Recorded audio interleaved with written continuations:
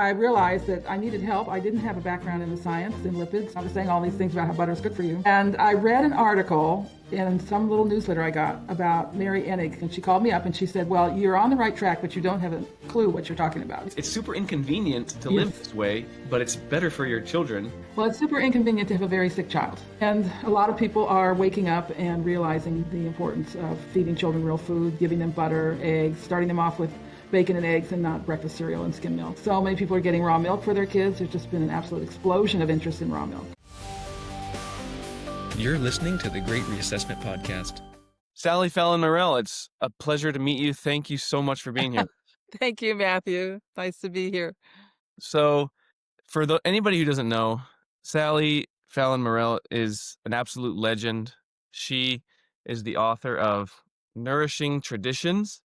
And for anybody who has been in this health space, health awakening, I really think you are one of the titans in this health space. And for a lot of people, they would liken their health journey to somewhat of an awakening. You know, they got the right education, they're doing research, they are understanding like what's really going on in our food. And so I just want to start off by asking, like, what inspired you to write Nourishing Traditions? Well, I discovered Dr. Price's work, Weston Price, in the 70s. I was starting out with my own family. And I had grown up in a family of foodies. My mother was a wonderful cook. We were Francophiles. We loved French cooking. We ate a very rich diet with cream and butter and, meat and eggs and I learned to cook from Julia Childs, and I was starting in my family this way. And at that point, I had one child, a daughter. She was extremely healthy, beautiful, rosy cheeks. And this was when this low-fat message was starting to get very shrill, and started to be applied to children.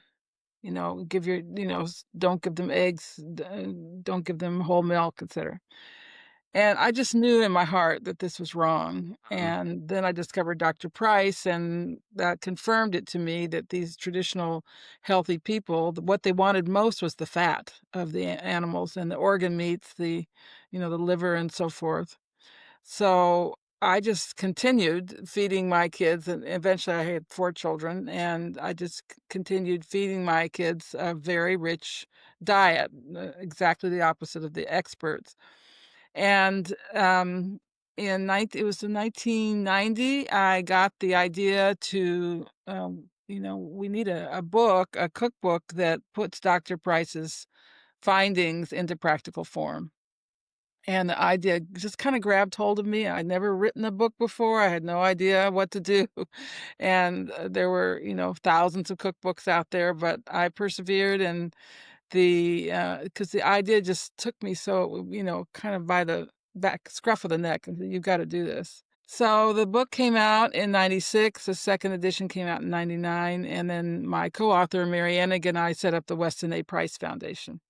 It wasn't anything that I planned to do with my life, but it was like I was being pushed to do these things. How did you do it without the internet that back then? Like, because right now I know tons of people who they want to give their kids healthy foods. They're going back to sort of these more traditional, timeless ways of eating. Carnivore diet is really big. People getting on the raw milk train. Yeah. People are researching vaccines. And I know that's not like what your book is about, but like it's sort of this all-encompassing health Movement. awakening. Yes. And I want to know, how did you do it without the internet? Because like Well, no, we had there the must have internet. So I got my email account in 1995. No, 1990. Okay, 1989. So we had the internet when I started the book. No, so not necessarily the book, but like you had already come to your convictions Oh yeah. prior to that. Like you must have. Did you feel like you were the only one? Or were you Well, this is interesting because, yes, I felt like I was the only one, and as I started writing the book, I realized that I needed help. I didn't have a background in the science, in lipids, and, I was saying all these things about how butter is good for you, and I read an article in some little newsletter I got about Mary Enig and her work on trans fats. And she lived near me, so I contacted her and, sent her the beginning of the manuscript, and she called me up and she said, "Well, you're on the right track, but you don't have a clue what you're talking about. You need" so so I went to her office and I sort of had a crash course in lipids, and she explained all this to me. And, we just, clicked. She was such a font of knowledge, and she supported what I was doing, and so we decided to be co-authors of the book. So that her knowledge was what I needed. And, even with the internet, I don't think I could have put it all together in that way without Yeah, her. you kinda need to find members of your tribe. Yes, yeah. So, anyway, we worked together on the book, and Um, it came out and, a little trickle of sales, but it was so different from any other book out there. I'm advocating butter. I'm talking about how to prepare your grains so they're actually digestible. I'm talking about broth. I'm talking about cod liver oil. I'm talking about the importance of salt. That was one other thing that Mary really stressed how important salt was. And all these things were going against the mainstream, but the book resonated with a lot of people, and it just got going by word of mouth. I didn't do any marketing. I didn't know what I was doing really, and, my kids a lot of eye rolling, "Oh, mom's writing a book." I showed them.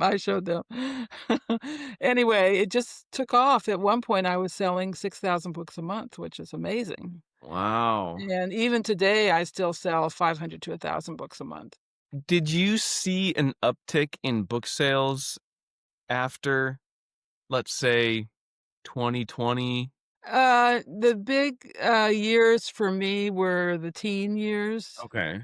but it's what the industry calls a perennial. It just kind of sells about the same every month. Yeah. I didn't see any particularly big uptick, after 2020, but of course, I was writing other books. Mhm. Big uptick I've seen is in the Nourishing Traditions book of baby and childcare.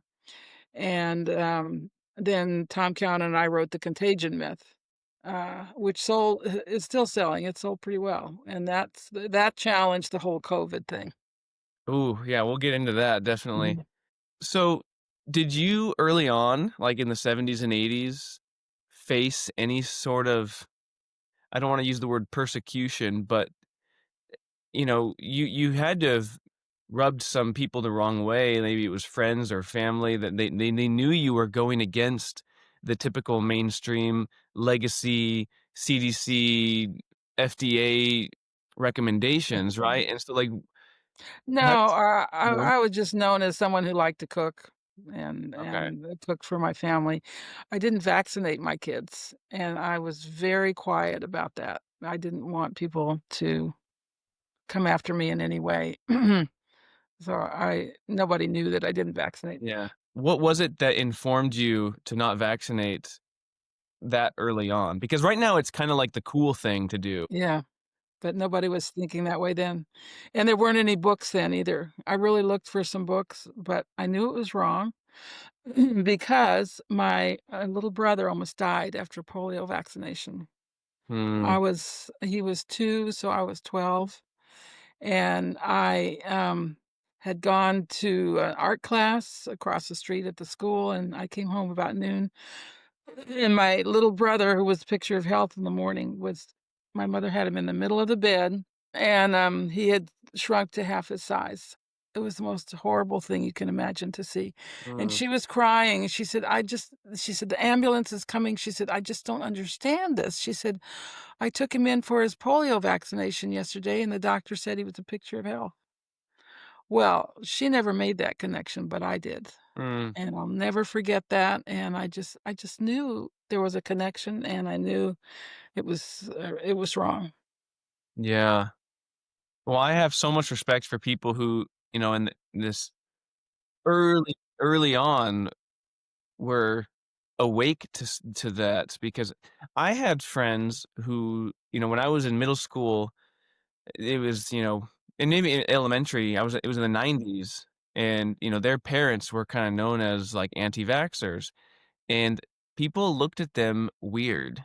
They Yeah, they were were weird. the ones. Yes, yes. And but they are totally vindicated Yeah. now, and Mhm. like just with So lucky their parents were anti-vaxxers. yes, they're so fortunate, and like they're just like one of the OGs, you could say, like they're like so I just have a lot of respect for them, because there it wasn't like there was just like so much information out there. Mhm. You had to like There really wasn't at find your people, first, yes.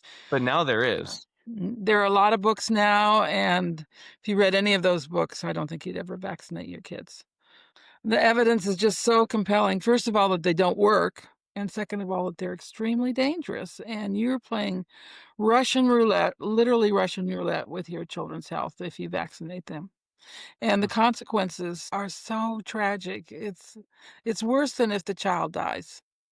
You have a child who's the living dead and that you have to take care of for the rest of that child's life and figure out how he's gonna be taken care of after you die.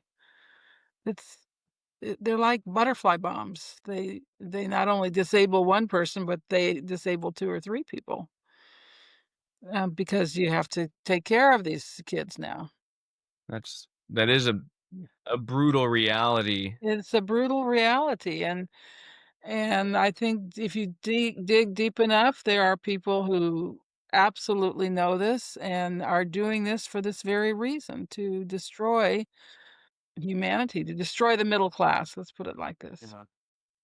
Kinda going back to the book, 'cause this I'm sure we'll be able to tie all of this in together at some point, but when you were writing this book, bef well, let me go back before that. Before you wrote the book, you were a chef, you were a cook, and you spent I time was in a mom. France. I started off as a teacher. I actually specialized in teaching reading, to remedial reading. And, my first job was I had a wonderful job running a reading clinic for the LA City School District, downtown Los Angeles. But then when, my children came along, fortunately, I didn't have to work, and I did a lot of cooking and a lot of reading. I'm a big reader, and, then I got this, and I also was, helping my husband who had a consulting job. So, I was busy, but I wasn't working. I had plenty of free time, and that's when I started this book. I had to learn that it was called, there was a program that eventually became InDesign that I Mm, had to learn, and, yeah, so, anyway, one thing led to another. yeah. Mm. And so did you spend time cooking in France, or was that Oh, so we lived in France for 3 years. I actually wrote a little book about it, called An cool? American Family in Paris, and, we lived in France for 3 years. It was just a wonderful experience, and I took cooking classes there and really expanded my knowledge of cooking, and I say French cooking, but it's really universal Yeah, was cooking. that when you were a child? No, no, this was, my youngest child was born there, so it was 1983 to 1985. So, yeah, it makes sense that Julia Childs was sort of an inspiration for you. Yeah, her book came out when I was a teenager, and my mother was this wonderful cook, and she had friends who liked to cook, and it was just a phenomenon to get Julia Child's book, yeah. Yeah. My mom is obsessed with Julia Childs. Yeah. She loves there was that movie that came out, I can't remember how many years ago, but it was kind of about Julia Childs. I think Meryl Streep Oh, plays yeah. Julia Childs. It's a good movie. But actually, I wanna say this about Julia Childs, she's not that authentic. Hmm. What I learned when I took cooking classes in France, it was actually the American women in Paris who had this Irish guy who taught cooking, and because he was Irish, I guess he really made it authentic. And the reduction sauces, the use of crème fraîche, how to cook a duck, how to prepare a duck, all these things. A lot of these things were not in Julia Child's. The Okay. reduction sauce thing she didn't really get. Yeah, what is So, reduction sauce? well, that's where you take your broth, you make broth, Okay. beef broth or chicken broth, and then you boil it down, and it makes this really beautiful thick sauce. Okay. Yeah. And you can do that Really for flavorful, fish sure. too, yeah. We used to go to this restaurant in Paris, which had the most amazing dish. It was a piece of fish in a bowl, and then the bowl was filled with this sauce that was white, creamy sauce with the most amazing taste and thick, a thick sauce. It wasn't like a soup, it was like a piece of fish with a sauce. And I learned to do that when I was in, Paris, taking these classes, and to me, that's the height of culinary accomplishment is to make a really good fish sauce. Wow, okay. And so what took you guys there to begin with? Was it It was for my husband's work. It was my Okay. husband's, yeah. Yeah, did you learn how to speak French? I already spoke French. Wow, okay, so that must have been even better. Yeah, no, it was a w you can read my book, it's called An American Family in Paris. Okay. I'll send it to you if you like. Yeah, that'd Yeah. be really cool. Yeah, the French way of cooking is really like there's a lot of is it pretty there's a lot of fats, saturated fats A in lot of French? cream. It's a really creamy diet, and they have this wonderful sour cream called crème fraîche, which you add to the sauces, and there's just nothing like it in the taste. You add to it's either you don't make gravy with the chicken, you make this reduction sauce with the crème fraîche in it. It's like super gravy. And I have to say this, most French people don't cook. We looked at apartments to rent, and most of the apartments were just a little closet or a little cubicle where you had a few things to heat things up. They go to the traiteur, which is like y you buy the pre-made dishes and bring them home and eat them, or they eat ham and bread and butter. Yeah, They baguette or something. yeah, baguettes. Most French women are not cooking, and if they're very wealthy, they have a kitchen and they have a cook. Yeah. I think that that's all like, maybe that's a problem of today be Mhm, and of modernity. You know, I had a conversation with Joel Salatin, who I'm sure you know him, I'm mhm. sure, Oh, yeah. and he told me it has never been easier to cook from scratch, yet we don't do it. Do it, yeah. You know, it's like we have We've all lost these mhm. devices. We don't have to wake up at 4 in the morning to start a fire, Yeah, and gather that's right. eggs.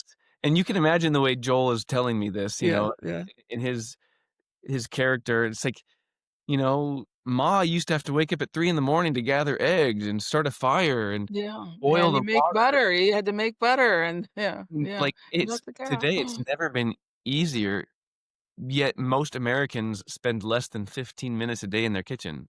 Is that right? And all the houses are built with these big kitchens. Everybody gathers in the kitchen, but nobody uses them. Yeah. Yeah, it's just let's Super Bowl party, let's put out some bowls of chips and, Yeah, I know. pizza, like so how do your children, like to cook? I'm very proud of my kids. They don't cook as much as I cook, Sure. but they all cook, and I have 5 grandsons, unvaccinated and healthy, well-fed grandsons. They get raw milk, they get cod liver oil, and, they get real food. It's now, one of my sons married a gal who really does like to cook, and so he's, I guess, Okay. eating the best of anybody, but, my daughter cooks, she and her husband both cook. Um, Okay, I have a one question. of my sons is a cook, so, Yeah. yeah, What is Thanksgiving like at your house? at our house. Who are you the main cook? I usually do the turkey and the Okay. stuffing. Well, actually, I usually do the whole meal. Um, I do the pies, and then I get other people to do the potatoes and that kinda Oh, I thing, bet that's a wonderful the Morell house is probably just a but great place to be on Thanksgiving. But this Thanksgiving, we're meeting at one of my son's house, and the son who's a cook, he's gonna do the turkey. Okay. Not me this year, he's gonna do the turkey. What do you think the best way to do a turkey is? Do you Well, you brine it. brine it? You put it in water with I do maple syrup and salt, and you brine it for a couple days, and it Okay, gets so, like, really tender. 48 hours? Yeah, yeah. Okay. Then you have to dry it off and Yeah, stuff it, and we do okay. a sourdough bread stuffing with maybe pecans or something. Yeah. I have a question. Have you ever been approached by anybody in the government or, Robert F. Kennedy for, like, to be an advisor for any of the health s No, like, Make America Healthy Again movement? No? no, and I know Bobby. Um, I consider him a friend. We like him very much. I would not like to be in his shoes, but nobody's come to me and said, "Sally, how should we do this?" or "How can we remake the dietary guidelines?" No, no. We should just And have it right the here. yeah, well, that's right. This change will be one family at a time, and the families who don't change, and this sounds very cruel, but this is the way nature works. The families that don't change will die out. Mm, We're on our 3rd generation of industrial seed oils instead of animal fats, and that leads to infertility. And, I'm hopeful for the future, but there's gonna be a very bad period between now and the future when, people really understand the importance and the moral obligation of feeding their kids right and yeah. how to do it. In in our house, we do our absolute best to be single ingredient, as, like, a lot of teenagers say today, they say, "Oh, do you have an ingredient house?" And Oh, is that right? what they mean by that is they say, "Oh, there's no snacks, like, there's no Yeah. fruits Yeah. fruit snacks and, uh, little Debbie cakes." They say, "Oh, you have an ingredient house. Yeah. Your mom's an almond mom," or Oh. something like. Yeah, yeah. That and yeah, we have an ingredient house. That's Yeah. what I would Well, say, like. that's very interesting. I know that when my kids were in high school and they invited their friends over, the friends always liked to come to our house because we had a really good dinner, and they liked the Yeah, dinner more than my kids did. My kids did a little bit of yeah, because 'cause they're not eye used to roll. eating Yeah. good food, And probably. when we had parties, we were famous for our parties because we always served food. And my go-to thing was quesadillas. And Ooh. I cooked the quesadillas, in lard and really good cheese, and they just flew off. We always had quesadillas and a great big pile of cut watermelon, and that was what we served the kids. And these little vegetarian girls said, "Mrs.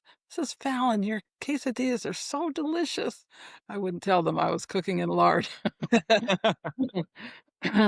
Um, in our house, my wife and I, we bought a flour mill, and, like, we've been milling our Yeah, own flour. yeah, But do you prepare grains? Like, what do you do to flour ahead of time? Or do you think it's okay just to, like, take the wheat berries, grind them down, and start using it as flour? yeah. You wanna soak them. So, probably one of the best recipes in the book is the pancake recipe. I don't know if you've made the Okay. pancakes, but you grind the wheat berries, and the reason you like to grind them at home is and use them right away is because wheat has a lot of omega-3s that go rancid. So, you grind the night before and make a flour out of the wheat berries, and then you soak that flour in yogurt or kefir, whatever. So, wait, so, like, after it's already ground? Like, Yes. so you When you soak. have the flour. You Okay. mix it you mix it with yogurt, maybe a little water so it all mixes together, and then leave it overnight on the counter, warm spot. And the next day you add the eggs and all the other ingredients, and these pancakes are just amazing. Mm, Usually when you eat something that's 100% whole grain, it tastes really heavy yeah. and makes a lump in your stomach, and these taste like white flour, and they're so light and, the pancakes, I have had such great feedback about these pancakes and how delicious they are, and they're not hard to make, you just have to think ahead. Okay. And so Now would you do now that with any flour? Like, you'll Yes, soak. yes, yes, Okay. so there's quite a few recipes in there for, muffins and, breads and things, um, they're the pancakes are the best, Okay, uh, I'm gonna try that because I've been making a pretty good pancake recipe the last 4 but I'm gonna mm, switch. yeah, I'm you gonna I'm try gonna it, you I'm see gonna if you try like it, it. and And then, bread, of course, should be sourdough bread, and I don't make bread. I have a good source of beautiful organic sourdough bread, and I don't really have time to make bread. I still do make all my ferments, my sauerkraut, and I make broth, um, so those things are still things that I do. so did you guys anyone in your family ever have dietary issues that have been improved drastically through the modification of the diet? My daughter developed, I don't wanna say celiac, but gluten intolerance. Okay. And I warned her. She went off to college, and she was kind of eating the hip diet of a lot of rough grains, bagels, and I said, Sweetheart, you need to they're not good for you. You need to at least put some sour cream or cream cheese on them." And lo and behold, she became very sensitive to wheat. Well, that's kind of gone away now after many years of being careful. Yeah. Mhm. Yeah, I have a former coworker who she had like, probably the worst non-celiacs gluten intolerance I'd ever heard of, and but she went to Spain and Italy and England, and she was able to eat The all bread, the yeah, bread yeah. there, and it's just amazing. So what do you think accounts for that? Because that's not the Well, first time I've heard that that. that's a actually a separate issue. So in Okay. 2005, the, FDA approved the use of glyphosate, Roundup, as a drying agent for grains. So this is Drying agent? yeah, a desiccator. Oh, So this is sprayed on the grains 2 days before harvest. Now, it's one thing if they're spraying it on the fields at the beginning of the lifespan, because it does dissipate to a certain extent. But they're spraying it on the grains now just before harvest. So when you eat non-organic, conventional grains, you are getting the full brunt of the glyphosate. And this is what people are reacting to. It could be partially the gluten, but it's mainly the Roundup. yeah. I just feel so bad for people that are just having these issues, and it's Yeah. like, we've been lied to. Well, we've been lied to or just not told everything. And, this would be such an easy one for Trump to fix. You Yeah. just rescind that um, uh, provision that they can use this as a desiccant. They don't have to. What did they used to do? They had these dryers that they put them in, and they did the heat drying, natural gas. Yeah. And So now they are and of course, this is supposed to be better for the planet because you're not using a fossil fuel, but, it's not better for us. it can't be better for the microorganisms in the soil No, no, or in your gut. and your gut. Roundup is an antibiotic, and it kills all your good microbes, so it's not only very toxic, it, disrupts anything with glycine in it, so any of your enzymes, any of your collagen, the lining of your stomach, Mhm. it's a real bad actor, but, and it kills your good flora. It's just horrible, and that's something that could be rescinded.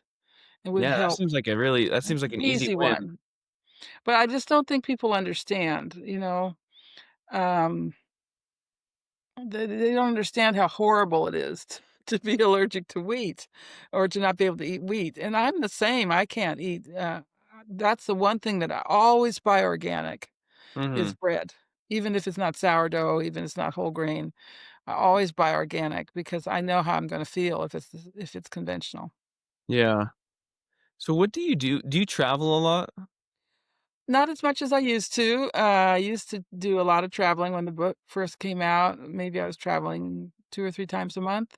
Yeah. Now it's So several times a year, though. Mhm. what are your tips for, because when you travel, it's really hard to eat your what you're used to at home and to eat healthy, what sort of things would you do? Well, you try to eat in better restaurants, not fast food restaurants, but better restaurants. Always ask for butter. Butter kind of solves a lot of problems. And for breakfast, I always have uh, fried eggs and bacon. When you have fried eggs, you know they're eggs, right? When you Mhm. have scrambled eggs, they're not necessarily eggs, okay? Yeah. And bacon all doesn't have MSG in it like sausage does. Okay. So, and potatoes, and then I ask for butter and put that on everything. Yeah. Mhm. Yeah, that's one of the so when we were using the baby formula recipe out of your Mhm. book, Mhm. and that's like one of those things we have to bring it's super inconvenient to live Yes. this way, but it's better for your children and Well, it's for super inconvenient to have a very sick child. it is. Yeah, Yeah. so do the Oh, super inconvenience for a year and get them off to a good start. Yeah, yeah. that's my feeling Yeah. about it. So my wife, she would supplement with this formula you have in here, and man, it was amazing. So I just thank you for that. Um, but lugging around a gallon of raw milk Yeah, yeah. and bringing glass bottles through the Mhm. airport, and it's Yeah, getting yeah, checked, and like you got to make sure you find it place to refrigerate it soon, and it's it can be a lot, as yeah, hearing all these yeah, ingredients around, and but like our baby is very, very healthy. yeah, and my grandson, my latest grandson, got the formula. His mom really did Herculean efforts to breastfeed him, and she did for a while, but then he got the formula. And that child never cries. I've never heard him cry. He's so happy, he's so cheerful, and it's worth it. It's worth it to put the little bit of effort in every morning to make this formula Yeah, so that you have a healthy baby. yeah. No, totally. I mean, it's what it's all about because like you were saying, it's like down the road, you might end up actually be saving a lot of time and money Yeah, and absolutely. You absolutely health are. Yeah, bills. yeah. What is your favorite recipe out of this book? If you had to pick one, like there's a gun to your head, you gotta just pick one. Gosh, I don't know. Well, the pancake recipe is Okay. one of the good ones. Um, a lot of the meat recipes, the chicken recipes with reduction sauces, Okay. a lot of the soups. I can't really Yeah, say I that mean, that's a tough question because there's a lot of recipes in here. yeah, yeah. Definitely. It's yeah, a long book, a big book, Yeah. yeah. So as you look out today at the state of American diet, young people, um, tell me what are you optimistic about and what are you pessimistic about? Well, I hate to see people suffer, and people are really suffering. People are so sick. Young people starting off in life when they should be on top of the world and looking to the future and enthusiastic. They're not. They're sick. They're tired. Their stomachs hurt. They have even things like arthritis at young ages. Mm, But it's the babies and children, the babies who are brought up on formula and get all their vaccinations are just so sad. You feel it in your heart. However, at the same time, as you say, there is a renaissance going on, and, um, the baby formula is the number 1 page on our website that's, visited. And a lot of people are waking up and realizing the importance of feeding children real food, giving them butter, eggs, starting them off with bacon and eggs and not breakfast cereal and skim milk. So many people are getting raw milk for their kids. There's just been an absolute explosion of interest in raw milk. yeah, there definitely has been, Mm. and like I was telling you before we started, there's I can actually get it here in my local grocery store. Yeah, It's a that's little more wonderful. expensive, but it's actually really cool, and, like, sometimes I'll have people at my house, and we used to buy pasteurized and raw together, and I Uh-huh. would ask people, would you like pasteurized, or would you like to try some raw milk? And a lot of people just say, "Oh, I'll take the regular milk," which Yeah. I think the regular milk is the raw milk, but now we've only have raw milk, and I don't even tell people anymore if I'm People aren't drinking regular milk. It makes them sick, and the consumption of fluid milk is dropping, dropping, dropping. Consumption of dairy products total is going up because people are eating more cheese, more butter, more sour cream, all those kind of things, more ice cream. yeah, But, fluid milk, nobody drinks a glass of pasteurized milk anymore. They might put on their cereal, but yeah, nobody's downing the pasteurized milk because it gives them a stomachache. yeah. One of the biggest outbreaks of, foodborne illness in the United Mhm. States was from pasteurized milk, I'm pretty sure. Yeah, in the 1984, 1985, it was hundreds of thousands of people Yeah, got which sick. that's sort of a not a good mark on the record for pasteurized milk. Well, they never tell you that. They always tell you how dangerous raw milk is, but, Yeah. People will say I don't know if you know who Matt Walsh is. no. He's a political commentator, and he's a conservative, but he came out and said something about, like, raw milk and how it's disgusting, and a lot of his followers just were in the comments, they were just and he didn't realize how big of Thing it was. a Yes. passion that it was for people, and, he doubled down, and he made a comment something like, um, "Well, if you're just gonna drink that, why don't you just go drink lake water?" Uh, yeah. And my thing is like, oh, raw milk is more akin to pure water because it is in its perfect natural form. Mm. It doesn't have all these extra things, like you would in, like, lake water, Well, right? it's very safe because it has antimicrobial components that kill pathogens and that protect the gut wall. And it's just an amazing food. Yeah, Now, I know a lot of men don't like white things, my husband's like that, cream or milk or cheese, he just didn't like he'd eat mashed potatoes or but yeah. and a lot of men just don't like, milk. I've I I've don't know learned why. I don't know why that is, but for growing children, there's no greater insurance policy for your child than to get them started on raw milk and give them raw milk through their growing years. When their bones are forming, when their teeth are forming, it supports balanced hormone production.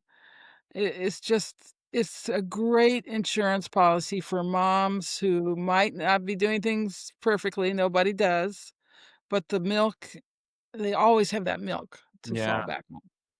Oh, that's great. Do you make your own butter?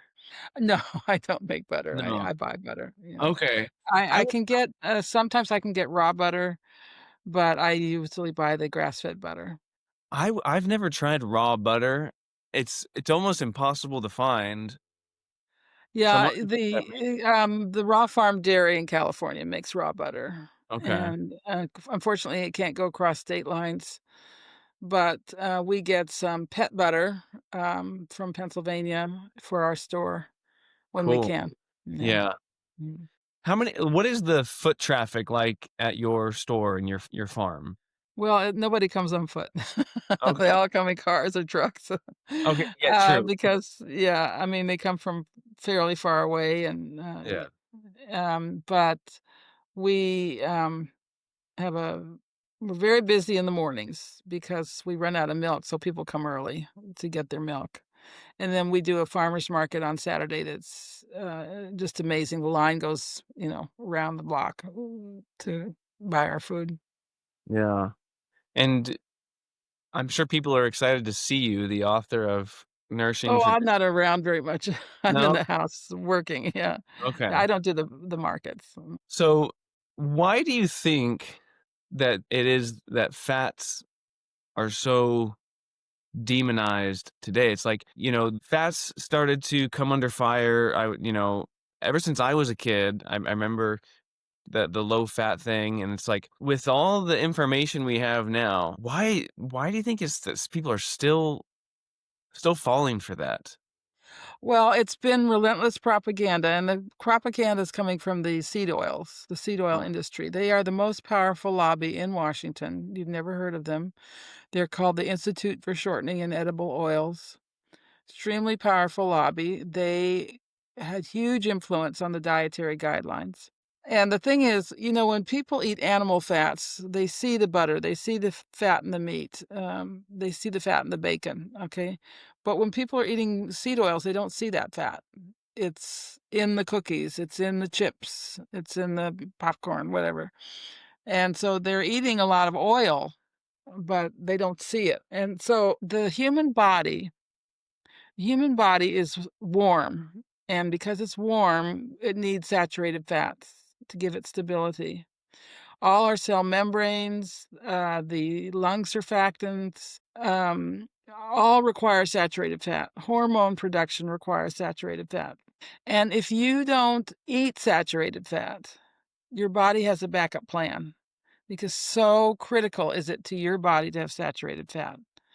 And basically animal fats, because Mhm. the animal fats also provide very important vitamins that we don't get anywhere else.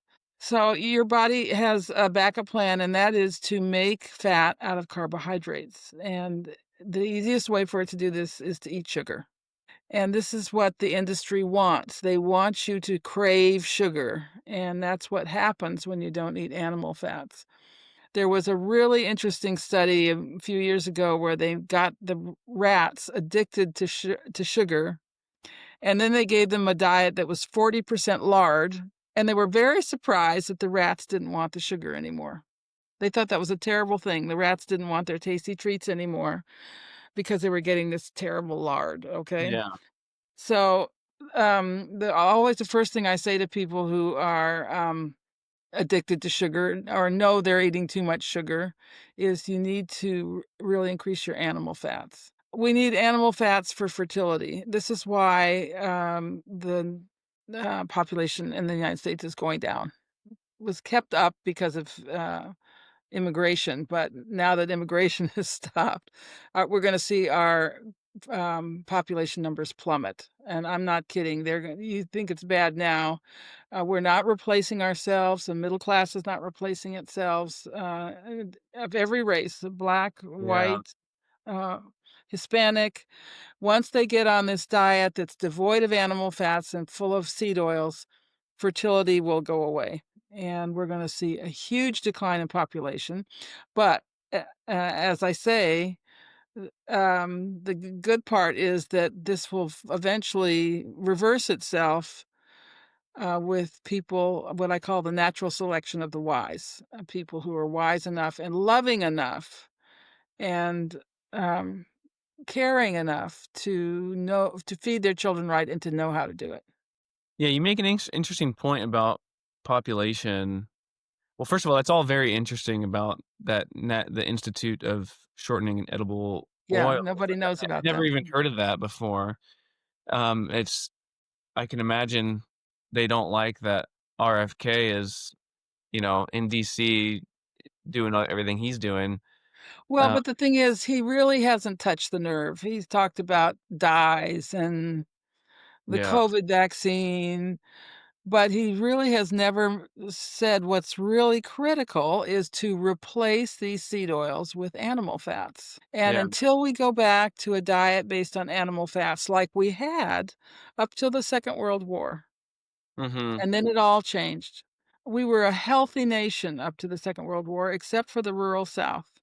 And now that's all changed, and people have been so propagandized against animal fats that they think they're the worst thing in the world. Whereas the traditional cultures that Dr. Price studied, that's what they wanted. They recognized that the animal fats were essential yeah, and essential for reproduction.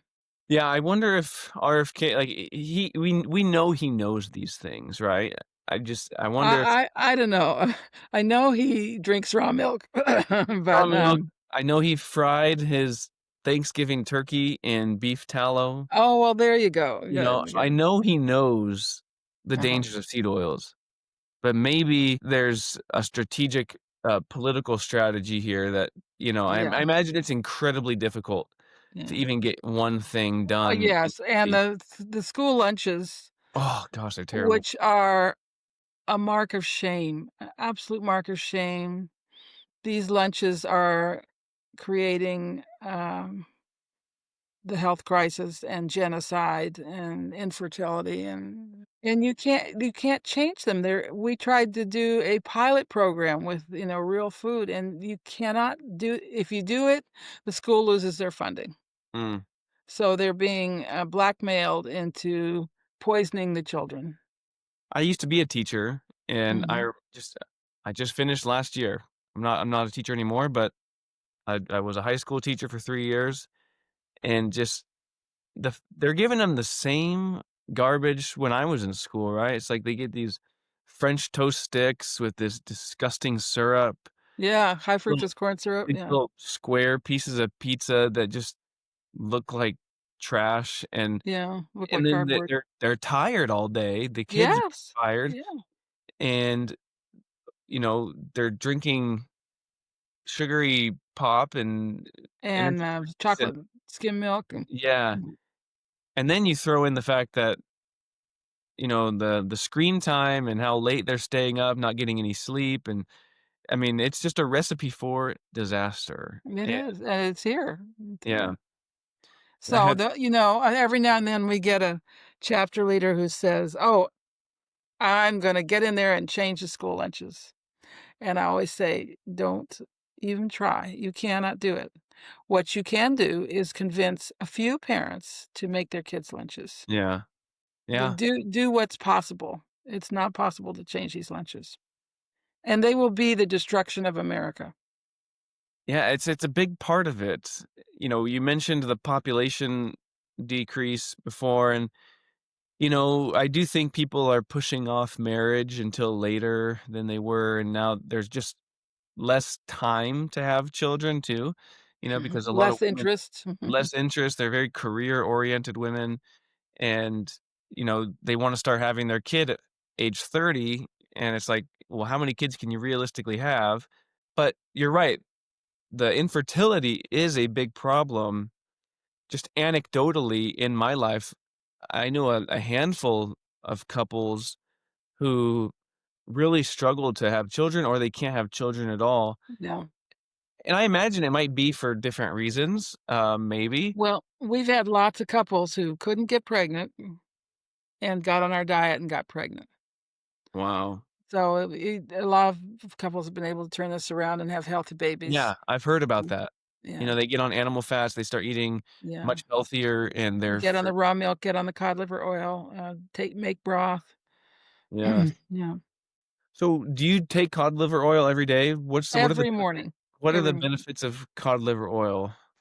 So, the cod liver oil is a wonderful source of natural A and natural D, and these 2 vitamins work together. We're very concerned about people taking vitamin D because it depletes vitamin A, Hmm. and you can't make hormones or enzymes or anything without vitamin A. You need to get these 2 together. And then Dr. Price found that there was a 3rd vitamin. He didn't know what it was. He called it Activator X. If the and he it was in what he called butter oil, or it's also in, poultry fats, and it's in egg yolks and things. And if they didn't have that if they had that with the cod liver oil worked a lot better. Mhm. So I take the, high vitamin cod liver oil and Dr. Price's, high vitamin butter oil. I take them every morning without fail. Yeah. What the cod liver do you? Because right now, a lot of people don't eat fish because, unless it's, like, fresh Alaskan cod or something, Yeah. whatever, you know, Yeah, where it's you want wild fish. You don't want the, farm fish. That's truly yeah, so disgusting. does the cod liver oil need to also be, like, from a high Yeah, quality it is, certified okay. wild on our website, we have a whole section on cod liver oil talking about the benefits, the importance of the, vitamin K2 with the A and D, and we have 3 brands that we recommend, only 3, and they are brands that have not been heated, because the way they process most cod liver oil today, it's heated to, 300 degrees, and then they add synthetic vitamins because that destroys the natural vitamins. There's really only 3 brands that we recommend, so you can go to our website and find Okay. those. Yeah. And then we do a shopping guide, and we also talk about the cod liver oil in the shopping guide. That's amazing. This conversation has been amazing, and I'm just th this book and a lot of the other work that you do, you've touched tens of thousands, if not hundreds of thousands of lives. How does that make you feel? Humble, very humble. It was, must have been something I vowed to do before I came into embodiment, and, the universe just really pushed me towards it. Yeah. So it's been very wonderful, satisfying work. Yeah. Yeah. Do you believe in divine providence? Oh, yes. Okay. I've seen it work in my own life. Yes. 'Cause I believe, Um, I mean, I think God put you on this planet well, to all of help. us, we all are here Yes. for a reason. Yeah. Yeah. But, like, what a amazing thing. Because I mean, just for my own life personally and my children's lives, like, Uh-huh. we are so blessed by your faithfulness to, like, carry this work out. Well, I also wanna say the Weston A. Price Foundation has chapter leaders all over the country. We Mhm. have, over 400 chapters worldwide, and these chapter leaders keep a list of local foods. So if you wanna find raw milk in Maryland or, pastured eggs in Washington State, you call your local chapter leader. And they also have meetings and potlucks and all kinds of Cool. get-togethers. Yeah, I'm gonna have to do that for sure. That sounds amazing. Do you have any advice for young people right now? Like, if you were to, like, give them, like. Yes, pay attention to what you're eating. The traditional cultures, they didn't have to think about what to eat. They knew instinctively and everything they had was good. We are modern people. We have to think about every bite of food that goes into our mouth and make a decision. Should I eat this or shouldn't I eat this? And I will say that if you get on a diet that's very rich, a lot of butter and so forth, it'll be a lot easier to make the right decisions. You won't have cravings the way you Mhm. used to. I did wanna mention, we were talking about fats and oils. My book, Nourishing Fats, is got explains all this that I was talking about and talks about the Okay. Institute for Shortening and Edible Oils and all these terrible people. They don't know. They're just ignorant.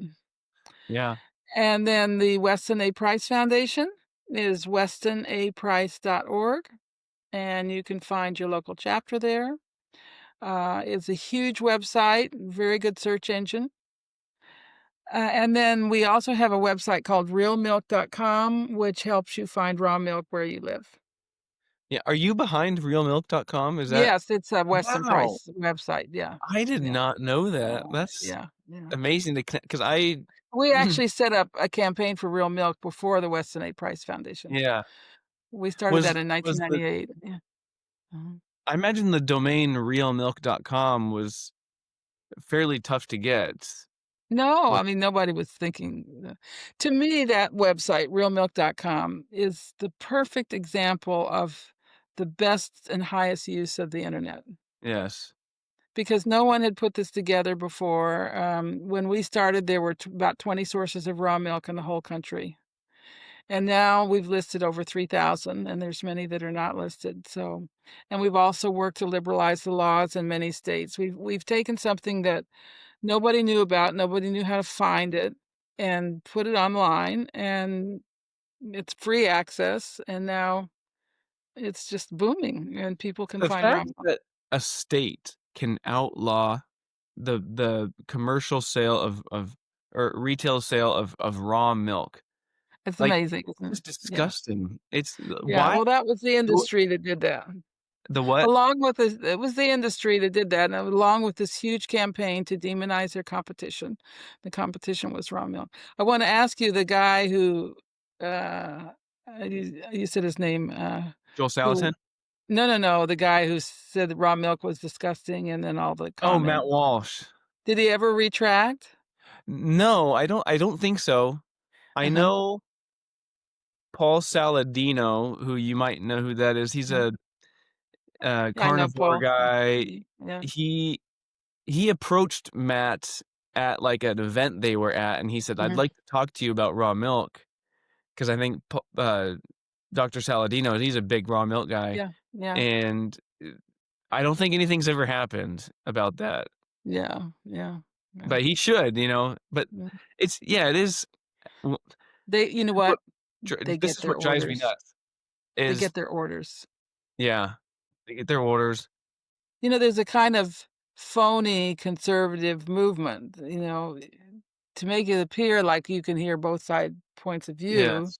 They allow these conservative spokespeople, but there's certain things that they can't touch, and I think one of them is butter and raw milk, and It just I don't know when these laws were passed. I maybe it was a long time ago, and a lot of these politicians aren't even alive anymore. yeah, I'm back in just the '50s. Most of them were passed in the 1950s. just think about this for a second.